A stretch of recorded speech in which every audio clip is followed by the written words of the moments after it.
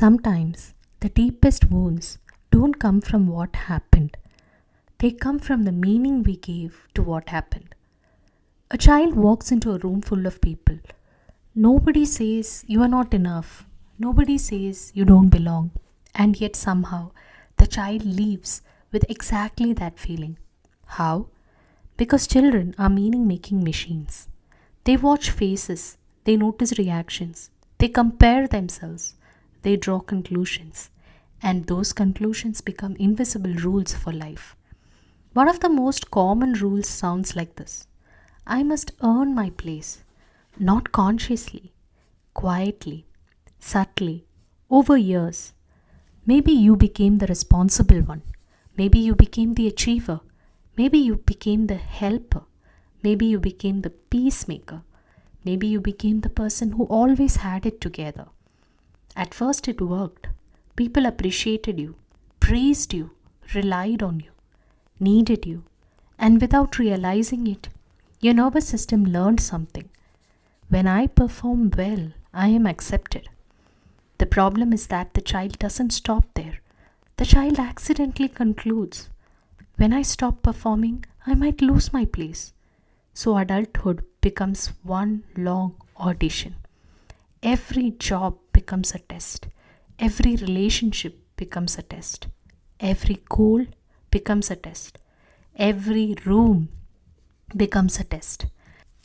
And beneath all of it is a question few people ever say out loud: will they still choose me if I stop proving myself? Think about how much of your life may have been organized around that question. How many decisions, how many ambitions, how many sleepless nights, how many achievements, how many sacrifices.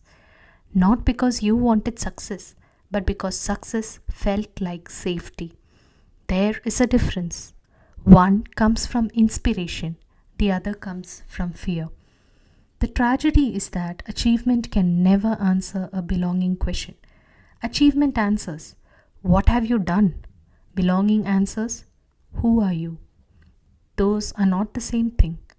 You can be successful and still feel unwanted. You can be admired and still feel unseen. You can be needed and still feel lonely, because the child isn't asking for admiration. The child is asking for acceptance. Imagine a child entering a playground, not trying to impress anyone, not trying to be the smartest, not trying to be the funniest, not trying to be the best, simply walking over and hearing, come, play with us. No conditions, no performance, no audition, just belonging. Many adults spend decades trying to earn what the child received in a single sentence. The difficult truth is that belonging and achievement are separate needs. One cannot replace the other.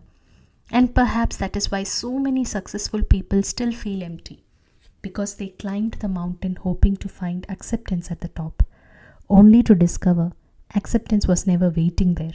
Acceptance was supposed to come first.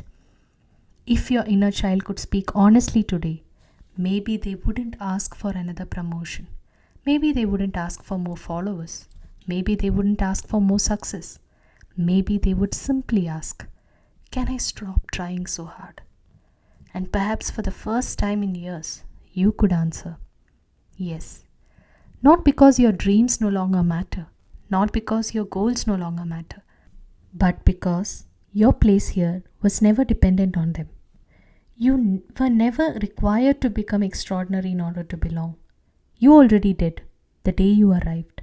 And maybe that's what your inner child has been trying to remember all along.